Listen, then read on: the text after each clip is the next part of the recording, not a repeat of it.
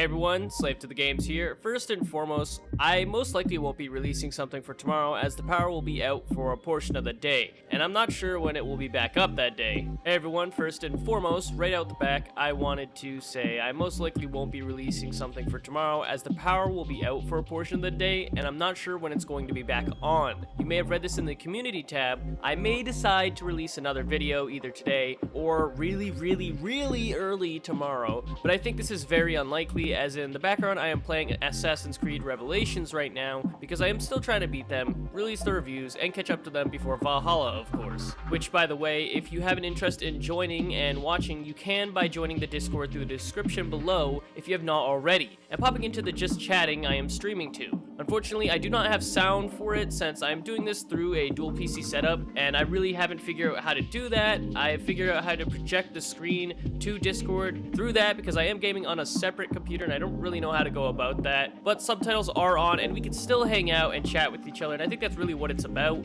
Anyways, I wanted to talk about how I'll be playing Bloodlines 2, Cyberpunk 2077, and Valhalla. The reason why is because I just wanted to give you guys a heads up on how you could expect me to be going in. Of course, this could change. It's very much possible because of the choices and the situations I'm probably going to have to either deal with or be put in. The reason why these are all combined is because of how I will be playing it. The only differences and choices will be, like I said, the situations each game puts me in and how I react to it based on my experiences leading up to that moment. I plan on role-playing as if the character were me. Like, what would I do if this was me in this specific situation? This will be reflected in how I play the game as well. If I think I would stealth, I will. If I think I would be angry, sad, etc., I would choose that answer. It's not about getting the best outcome or being good or bad. It's about being myself as much as possible and seeing where my choices would take me. I'm sure there will be times someone will be saying, "Pick this!" or "Why did you pick that choice?" Well, now you know why. No worries though, as I will most likely explain why I took those choices, and if not, I'm more than happy to explain why if you comment asking me why I specifically did something. Common themes you may see between the three are, but not limited to, I will most likely always take my revenge. I will kill to protect myself and the things I cherish. I will most likely do whatever I can to ensure my safety, whether this be purposely letting people die or slaughtering a ton of people, innocent or not. My greatest fear in real life is death, and the games will reflect that in my choices. Basically, it's about me, my survival, my happiness, what I think is right. I will not just do missions that I have no interest in. I could never see myself taking part in, and mostly just because they are there. I will skip missions if I have no interest in them, if I can't imagine myself actually going and saying, you know what, I want to help this person, I want to do this, I want to fight this, because yes, they are missions, yes, there are things that you can do, but it's just not fitting into the way I plan on playing these games. Realistically, if I was in these situations, and I had all these skills obviously to be able to be in these situations, this is something I wouldn't do. So I would ignore it and just move on. As you could probably already tell right now, the dedication to roleplay myself in these worlds is real. I want my experiences to be mine. I want to feel the attachment to every character I hate or like, and I want to feel the weight of the choices I make, and the possible guilt of them as well. Doing all of this and more will ensure that I have more attachments, more emotional ties to people, because I am and will be actively projecting my feelings on each person, of each person, situation, and much more.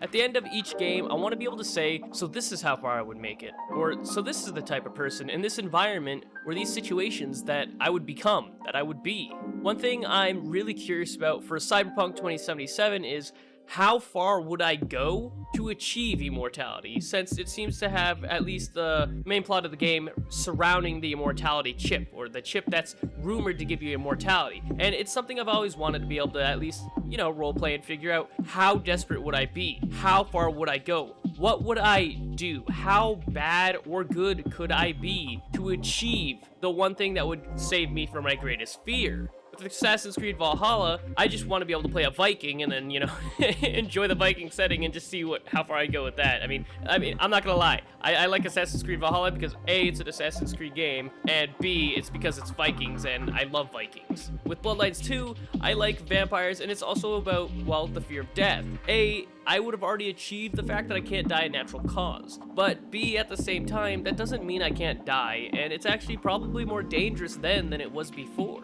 As for my predictions, I do have some, and I want to go over them. I believe that I will be more ruthless, cold-blooded, and selfish in Cyberpunk 2077. Most likely, this is the game you'll see me be the absolute worst when it comes to the main story because of the chance to be immortal, like I said. Insert my fear of death and the fact that there could be a cure for it, and we get a very desperate version of me. AC Valhalla, I will more than likely be more community-driven and do whatever it takes for myself and my community to survive. I will crush all my enemies, raid a lot, and anything I do will be, well, to benefit me or the clan. I don't think I will have to choose between myself and the clan at any point, but if so, we're just going to have to see what the situation is before I can come to any conclusions about who I would pick.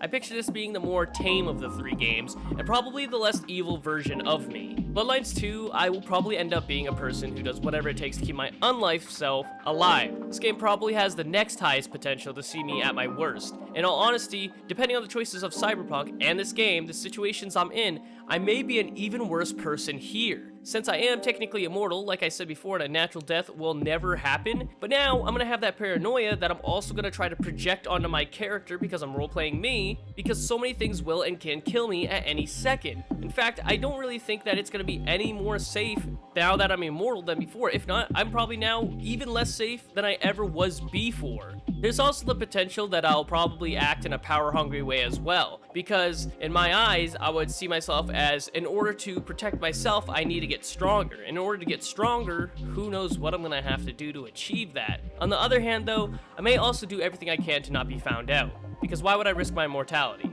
I just need to ensure that I keep it by whatever means necessary. Anyways guys, this is the end of the video. Feel free to comment below and put me in what if scenarios and be like, okay, what would you do in this situation or this situation? Or if you had to choose between this and this, who would you choose? Etc. Feel free to ask these and I will answer them. I like being put in what if scenarios and I like answering them, and it might give you a better understanding of me as a person as well as where I might be in these games. Finally, do you guys think I'm gonna be, well, more good or more evil? And if so, which games do you think I'm gonna be more good or more evil in, and why? Well, thank you guys for stopping by.